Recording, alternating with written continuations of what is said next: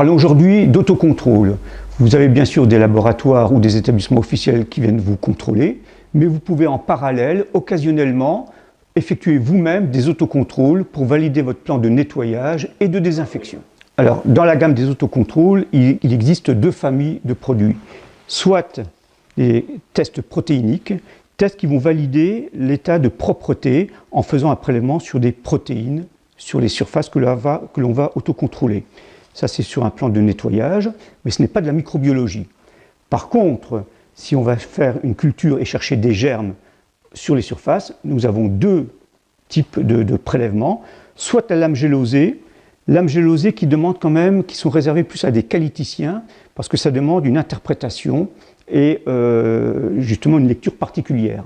Par contre, le système le plus pertinent et le plus efficace, ce sont les Sanitests de chez Sanipousse, qui vont vous permettre de faire un prélèvement et d'avoir un simple changement de code couleur en fonction des résultats. Donc il n'y a pas d'interprétation à avoir, c'est ou bon ou moins bon. Les Sanitests sont des autocontrôles microbiologiques réalisables par tous. En effet, je vais vous montrer le fonctionnement. On prend un Sanitest germe totaux, c'est une couleur orange. Je vais identifier mon prélèvement.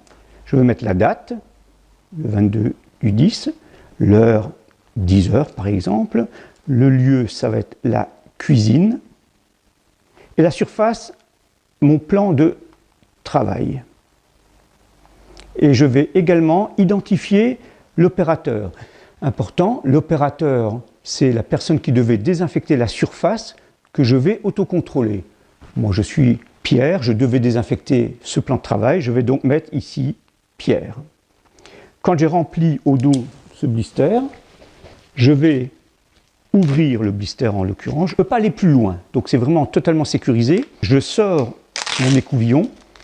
Alors, l'avantage de mon écouvillon, c'est qu'il est totalement neutre. L'endroit où je vais faire le prélèvement, je ne suis pas obligé de désinfecter. Et également, gros avantage, j'ai une DLC longue qui va jusqu'à 16 mois. Donc, quand j'ai fait ceci, je prends mon gabarit de prélèvement qui fait 10 cm sur 10 cm et je vais simplement faire comme ceci pour faire le prélèvement sur la surface.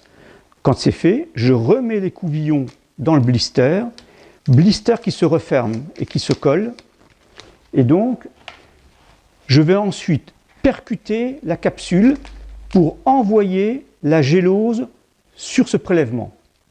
Quand ça c'est fait, je prends l'ensemble que je vais mettre dans mon étuve. L'avantage de l'étuve chez Sanipousse, c'est qu'elle est déjà régulée à 37 degrés. Il n'y a pas de curseur ou de réglage à faire.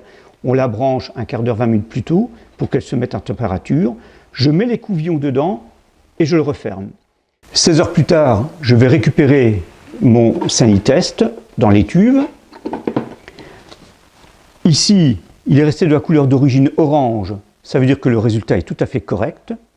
Et pour les besoins de cette démonstration, je vais vous présenter un Sanitest qui a viré, si vous voulez, et on voit bien que la couleur jaune indique qu'il y a eu un germe qui a été prélevé lors de ce prélèvement. Voilà les deux codes couleurs différents. Ensuite, ce que je vais faire, parce qu'il faut en avoir la traçabilité naturellement, j'ai un cahier d'autocontrôle sur lequel vous avez un aperçu des surfaces que vous complétez vous-même. Et par exemple, je fais un trancheur. L'aspect visuel, la moindre des choses, c'est que ça soit correct, nettoyé. Donc je mets nettoyer. Je fais les germes totaux. Si je reste sur la couleur d'origine orange, c'est parfait.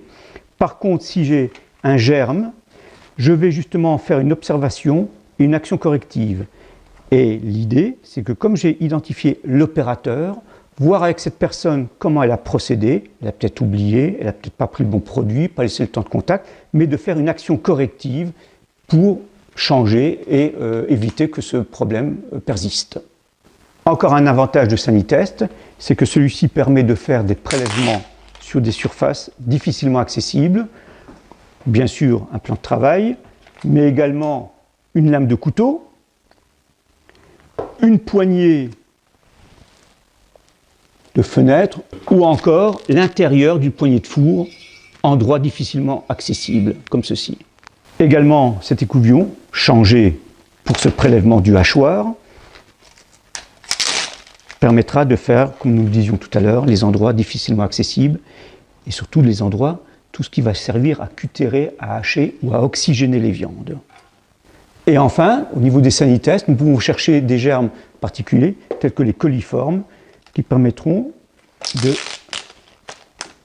faire un autocontrôle sur les mains du personnel pour s'assurer de leur nettoyage et désinfection. Au niveau comme ceci. Je vais remettre l'écouvillon. Ça se referme. Et je vais percuter également la capsule. Ces coliformes au dos sont identifiés pareil. Vert, si ça reste vert, c'est que le résultat est correct. Par contre, si ça passe en jaune, c'est que la présence de coliformes a été détectée. En conclusion, le sanitest, c'est le test microbiologique le plus facile à réaliser par vos cuisiniers pour vous assurer de la bonne désinfection de vos surfaces. 4 familles de produits, les germes totaux, qui vont réagir sur tous les types de germes pathogènes. Ensuite, les coliformes, pour contrôler les coliformes. Et effectivement, vous pouvez affiner vos recherches en cherchant soit des staphylocoques ou des salmonelles.